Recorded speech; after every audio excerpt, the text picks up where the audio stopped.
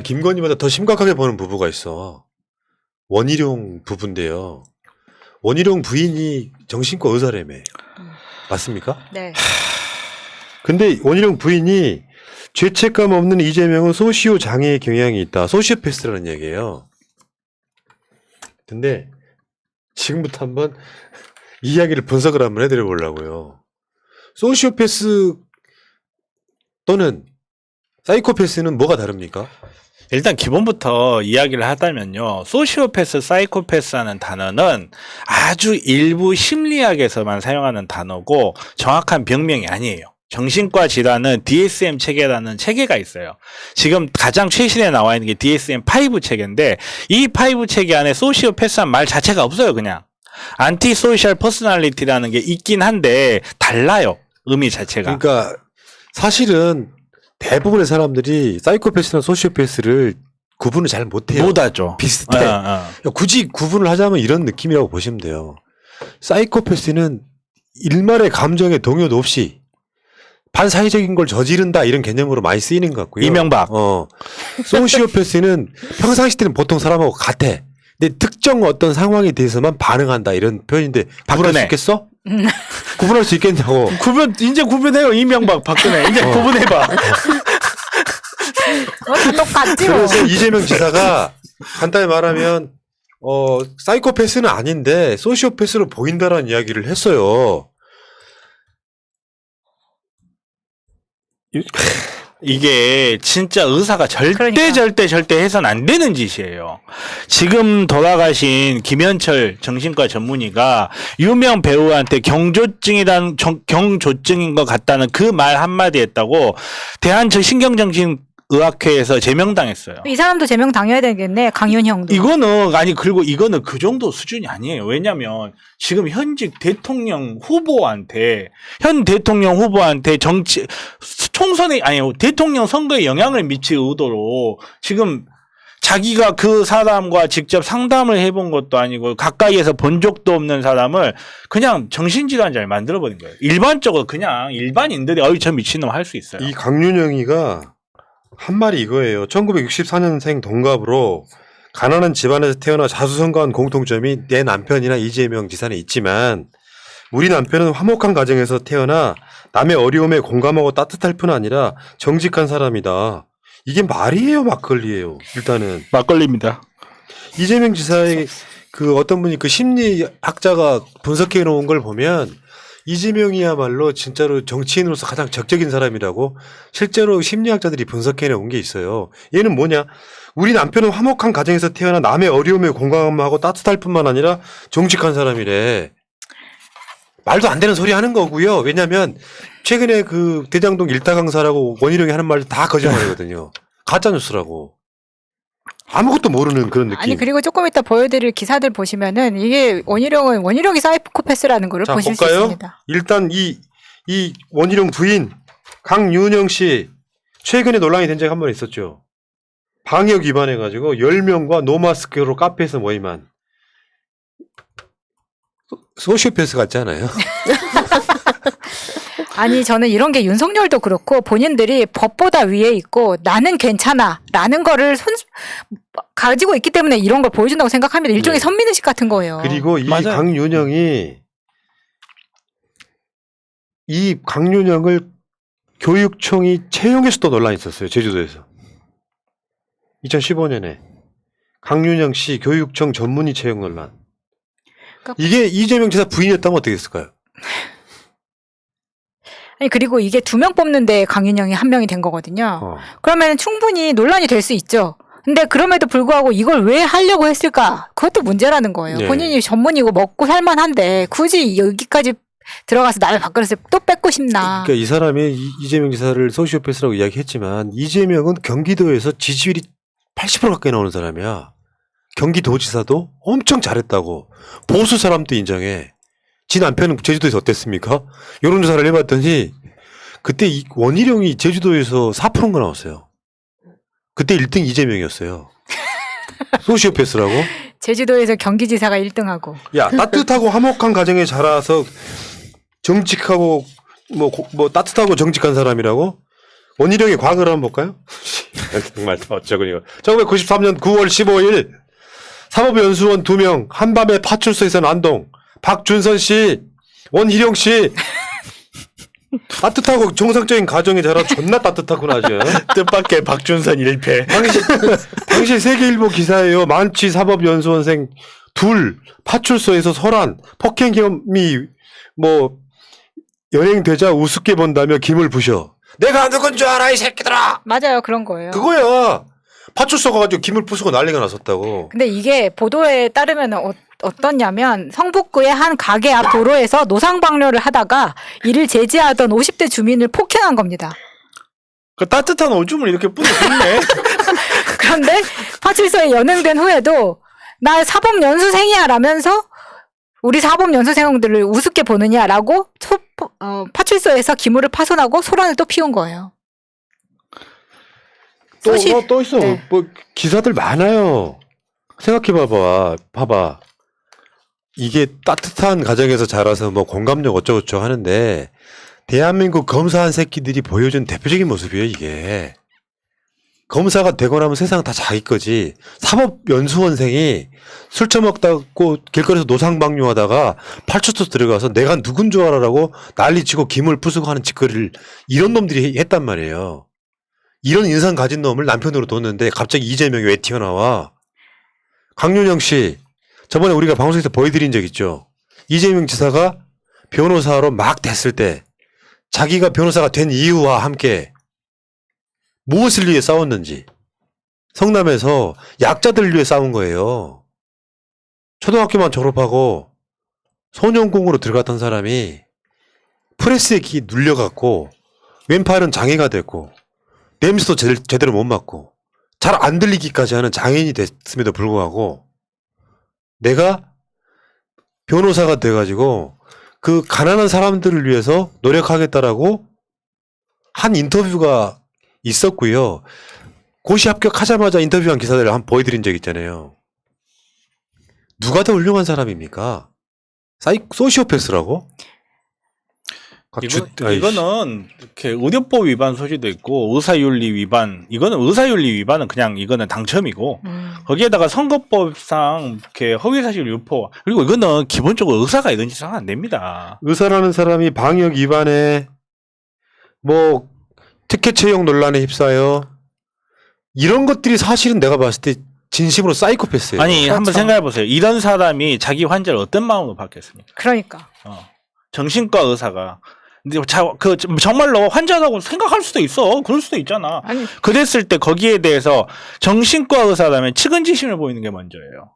근데 그 자기가 생각했을 때 어떤 문제가 있다고 해서 소시오패스라고 공개석상에서 비난을 해볼 수 있는 사람이 이 사람이 평생 자기 환자들 과연 어떤 마음으로 봤을까요? 다음 미친놈 들어오라 그래 이렇게 했지. 그게 정말 그리고 아니 똑같이 미친놈이라고 해도 우리가 미친놈이라고 정신과 의사 미친놈이랑 하늘하고 땅 차이. 근데 진짜 더 나쁜 게 뭐냐면 중앙 이 새끼들 이거를 중앙하고 다음 이 가치 없는 거를 포탈에다 하우징을 그어놔요.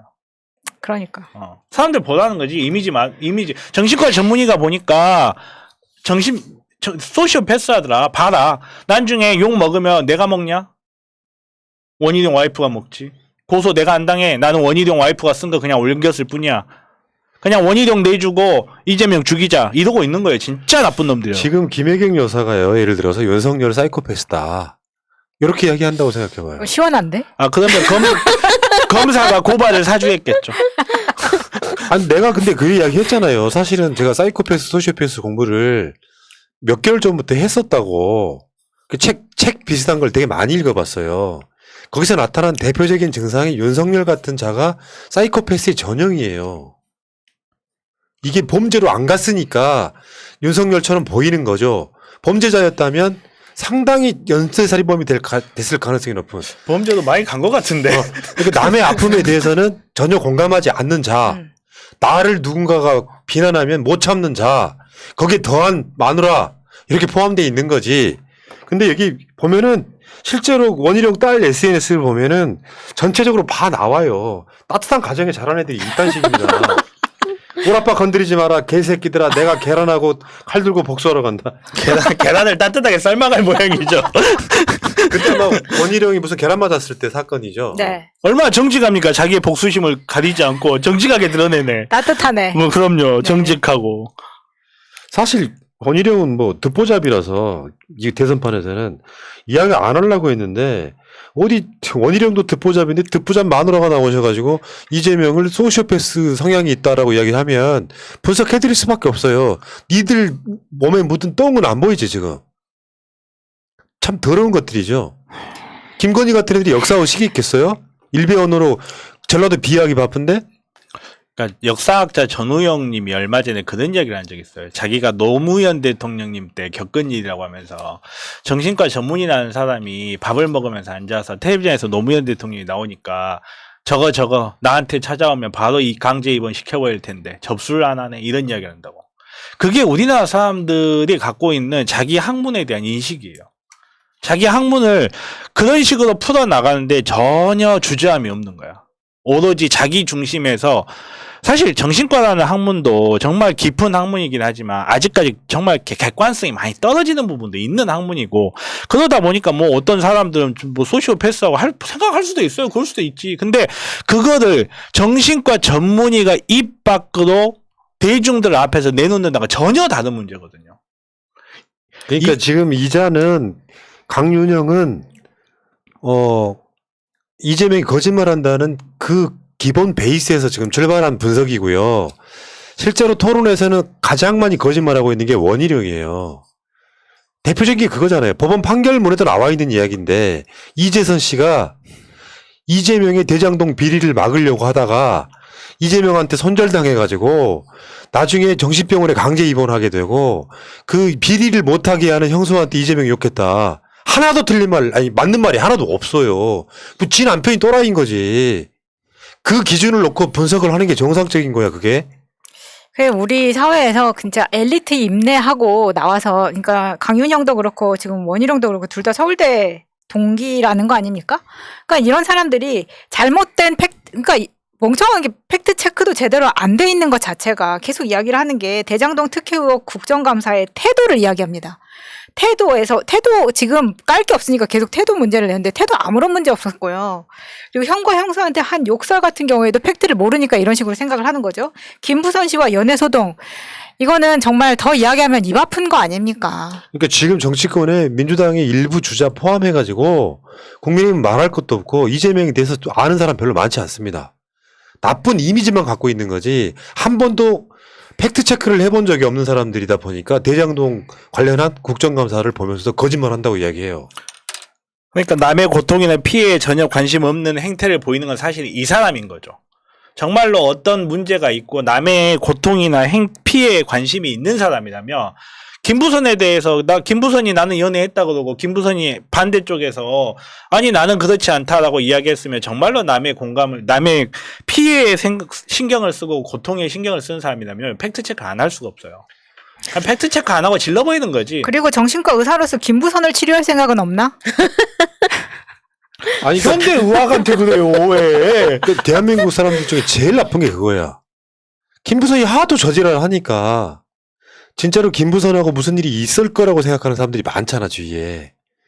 근데 김부선하고 이재명하고 만났다는 증거는 한 가지도 없다니까요. 없다고.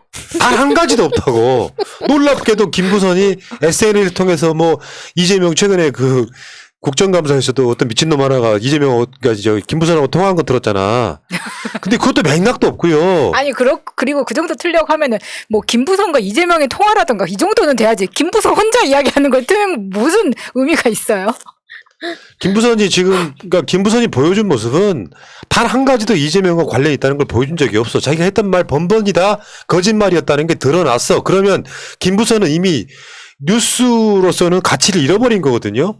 그런 사람 녹음 가져와가지고 국정감장에 트는 사람들. 그래서 여러분들께 다시 한번 말씀드려요. 김부선과 이재명은 어떤 객관적 증거를 봐도 뭔가 사귀었다는 증거가 없다고요. 하다못해 그 사귀었다는 남자의 중요 부위에 점이 있다는 이야기를 오죽하면 이재명이 빡이 쳐가지고 아주대병원 가서 기자들 데리고 가서 봤더니 점이 없을 뿐더러 점을 지우는 적도 없다. 그러면 그걸로 끝났어야 된다고. 근데 아직도 김부선을 갖고 오는 이 모자란 것들이 있단 말이죠. 그러면 김부선은 이재명과 어떤 관계도 아니다. 첫 번째. 그리고 대장동 이런 건 다 벗어난다고 치고 그다음에 형수 욕설 다시 말씀드려요. 제가 지난주에 며칠 전에 뭐라고 그랬어요. 설명해봐요. 네? 100번 설명하신다고. 아니. 형수 욕설이라는 걸 어떤 프레임으로 갖고 가야 되냐고. 설명해 드렸는데 기억 못 하시죠? 빨리 못 하신다고 하면 답을 드릴게요. 구수하시겠는데 이분. 정확히 말하면 이재명은 형수한테 욕설한 적이 없습니다. 그렇죠. 형수랑 통화 다시 한번 다시 설명해 드릴게요. 없다고. 아니 그런 사람들이 안 믿으니까. 발수. 그 당시 그 통화를 하게 된 게 벌써 7년 동안 형과 이재명 등과는 의절 상태였어요. 그리고 그 통화를 하게 된 지점이 형이 부단히 어머니를 괴롭히다가 형은 이재명이 성남시장이 되니까 이재명의 덕을 보려고 엄청 노력을 많이 했어요. 그래서 자기가 직접 성남시 직원들한테 지시를 하기도 합니다. 내가 이재명 형이야. 심지어 롯데백화점 나가서 그때는 좀 아프실 텐데 롯데백화점 나가서 1층에서 자기가 지도를 해요. 내가 성남시장 이재명 형이야. 행패를 부리는 거죠 완전히. 그 동영상 우리가 한번 방송을 했는데 당연히 노딱이지. 방송이 말도 안 돼. 소리가 막 이 새끼들아 막 하는 그런 동영상을 했죠. 그래서 그날 이재명 지사가 빡이 친 이유가 엄마가 자기 아들한테 맞아서 입원한 날이에요. 그러면서 이재명 못 만나게 한다고 내가 나온 구멍을 칼로 어쩌고저쩌고 막 찢어버린다 막 이런 식의 이야기를 했다는 걸 듣고 엄마는 겁에 질려있는 상태 입원해 있어. 그래서 7년 만에 이재명이 형한테 전화를 합니다. 그 상황에서 너라고 하는 표현 이제 이해가 되십니까? 악마의 제일 편지. 나쁜 게 형수예요. 형을 막 이용해 먹으면서 그래서 형수란 말이 거의 안 나왔던 거죠. 그러다 통화를 하는데 형하고 안 바꿔주니까 형수한테 이야기를 그렇게 욕을 하면 되냐? 엄마를 때려서 입원시킬 수 있냐? 라고 이야기를 하니까 형수가 깐족거리면서 그건 철학적 표현이다. 나온 구멍을 어쩌고저쩌고 한 그 철학적 표현이다라고 이야기를 해요. 그러니까 이재명 지사가 그러면 네 친정엄마를 그런 식으로 표현하면 좋겠냐라고 하는 말 중에 뭐뭐 좋겠냐 싹 빼고 내가 너 거시기를 칼로 찢어버린다라고 하는 말 붙여가지고 여러 번 갖다 붙여요. 그게 돌고 있는 동영상 녹취 파일이라고. 악의적 편집입니다. 그럼 뭐야? 이재명은 형수한테 욕한 적 없잖아. 잠깐만 있어봐. 그럼 정신과 전문의 원희룡 사모님께서는 이재선 씨는 진단을 실패하시고 이재명 지사님은 엉터리 진단을 내시고 이분은 도대체 어떻게? 근데 이 사람도 의사 면허를 아까 장영아처럼 박탈돼야 되는 거 아닌가요? 이 정도 되면? 장영아? 장영아 변호사. 네. 장영아. 네. 오늘 변호사 하나 보내고 의사 하나 보내고. 저는 보낸 적 없습니다. 저는 그냥 저의 작은 의견을 그냥 제가 워낙 못됐으니까 이렇게 사람들이 오해할까봐 이런 못된 말에 귀를 기울이지 말라 이런 의미에서 근데 이렇게 우리가 원희룡이 4번째라서 지금까지 그닥 뭐 크게 신경을 안 썼어요. 원희룡이 3번째예요. 아 그래요? 4번째 누구요? 그나마 가장 정상으로 보이는 유승민 씨가 4번째죠. 근데 사실 원희룡 가족에 대해서 크게 관심이 없었단 말이에요. 이 사람 와이프가 정신과 의사인지도 몰랐어요. 근데 이런 소리를 해주니까 과거에 원희룡이 이렇게 술 먹고 사람 패고 노상방뇨하고 이런 사람이었구나. 기물 파손하고 이것도 알게 되고 딸내미 SNS에서 이렇게 한 거 와이프 뭐 방역하고 뭐 채용 논란 된 거 이런 거 다 알게 됐잖아요. 참 좋은 기회를 주셔서 감사하다. 그 술 먹고 사고 친 것보다 더 나쁜 거는 원희룡, 강윤영 맞죠? 둘 다 제주도 사람인데 원희룡이 제주도지사 당선되기 전에 4.3 관련된 뭐 위령제나 이런 곳에 한 번도 참석한 적이 없습니다. 맞아요. 배지도. 네. 그리고 4.3 위원회 이거 폐지하는 법안에 원희룡이 찬성했어요. 공동 발의했어요. 그런 사람이에요. 제주도에 사는 사람이.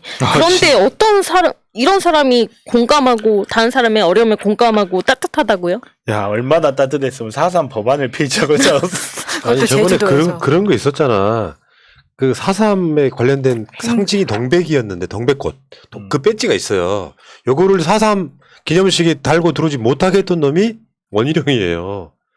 그런 놈들이 무슨 따뜻한 애 말에 이런 소리 합니까? 그러니까 이재명은 좀 이상한 사람 같지만 전과 사범이라고 하는 것도 음주운전 제외하고 나면 나머지는 성남에 관련된 민주화 운동이었고요. 형수한테 욕설한 적이 없고요. 계속해서 지금 제가 말씀드리는 것처럼 대장동 문제는 진짜 비리가 없이 깨끗한 사람이고요. 김부성과의 관계는 사귄 적이 없어요. 왜? 증거가 없으므로. 수없이 주장했지만 단 1도 증거가 나오지 않았어요. 그럼 내가 봤을 때 이 대선 주자 중에 가장 완벽한 사람이야. 그들 중에는. 그러니까 어떻게 보면은 김부선이나 친형이나 자기가 요구했던 것을 들어주지 않음으로써 계속해서 보복하는 겁니다. 그냥 보복 심리로. 자기의 양육권에 대한 그 재판을 이미 끝난 것, 일사부절이 다시 한번 할 수 없는 거 가지고 양육비를 더 달라고 하니 진행하지 못한다라고 했던 변호사 시절에 그 앙심이 남아있는 것하고 형님은 내 동생이 시장이 됐는데 내 맘대로 되지 못한 것에 대한 앙심을 품은 것. 그 두 사람을 그렇게 괴롭히고 있는 거예요. 그러니까 이거를 계속해서 확대시켰던 놈들이 똥파리였고요. 사실 합작으로 같이 공격을 하는 거거든요. 이재명이 소시오패스 성향이 있다고? 의사 관련된 정신과 의사 하면 이런 말을 함부로 하면 안 되는 거죠. 일단은 저번에 왜 그 이준석 동생 의사였잖아. 그게 이제 뭐 이재선 씨 병이 맞아요. 뭐였다고 예. 그것도 의료법 위반이란 맞아요. 말이에요.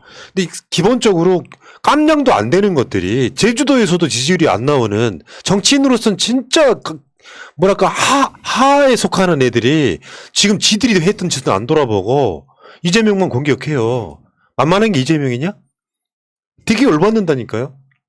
어떻게 보면 우리 후보에서만 더 이렇게 감정이 생기는 것이 아니라 기본적으로 내가 봤을 때 이런 어떤 그 엘리트식 쩌는 애들이 보면 지들은 완전히 날강도에 가까워. 살인자에 가까운데 옆에 어떤 티끌을 가지고 와서 저 사람 막 공격하는 거야. 조국도 마찬가지고요. 이재명도 마찬가지입니다.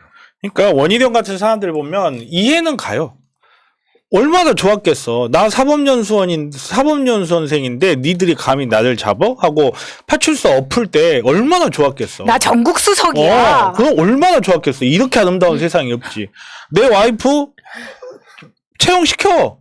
이렇게 아름다운 세상이 없어 얘네들한테는. 대장동 개발하고 50억 정도 받아야지. 이렇게 아름다운 세상이 없는 거죠 얘들한테는. 김건희나 아까 이름 강윤영 강윤형. 다 똑같지 않습니까? 아유 그나마 저 홍준표 마누라가 제일 낫다요. 언론에 잘 등장 안 해서. 그 우리가 아직 몰라서 그렇죠. 아니, 그 1억 받아가신 분이긴 하지. 네. 그리고 그 유승민은 결국 유담을 끄집어낼 수밖에 없는 모양이에요. 예를 들면 그 보도 있었지. 그 인스타그램인가 어디서 생방하는데 실방이 300명 보고 있다가 딸이 들어오니까 2,000명으로 늘어났다. 내가 딸이 없어서 2,000명이 안 되는구나. 나도 한 300명은 보고 있는데 딸을 어디서 만들어야 되나? 자기 고향이 딸 있지 않아? 그렇구나. 양딸. 아유, 정상들은 아니야. 저요? 아니.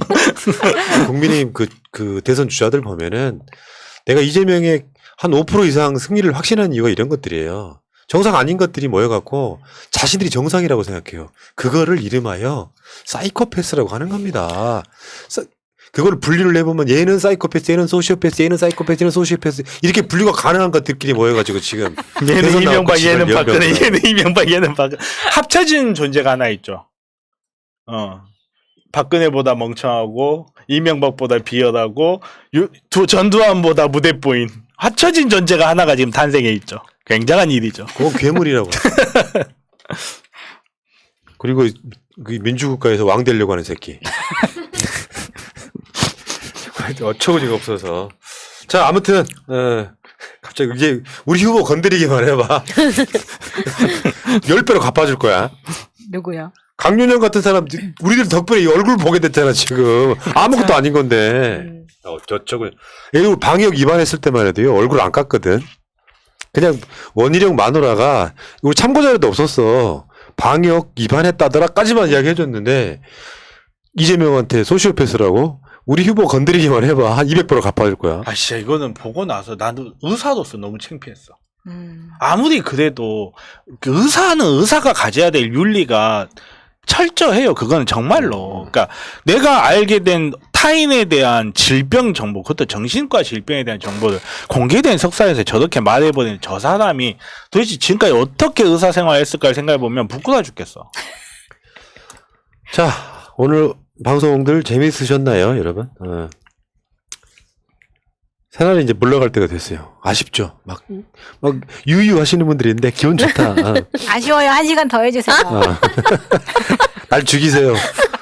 사실 이번 주 진짜 힘들었거든요. 어제 성동일 할 때 거의 피크점이었는데 막 너무 힘들어 죽겠는.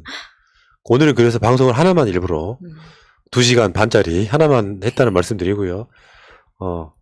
새날 물러갈게요. 물러가야 되고 오늘 진짜 재밌었지? 그러면은 좋아요와 구독 어떻게 누를지 모른다시는 분 아직도 계셔. 구독이 안 눌러지시는 분들은 계정이 없는 거야.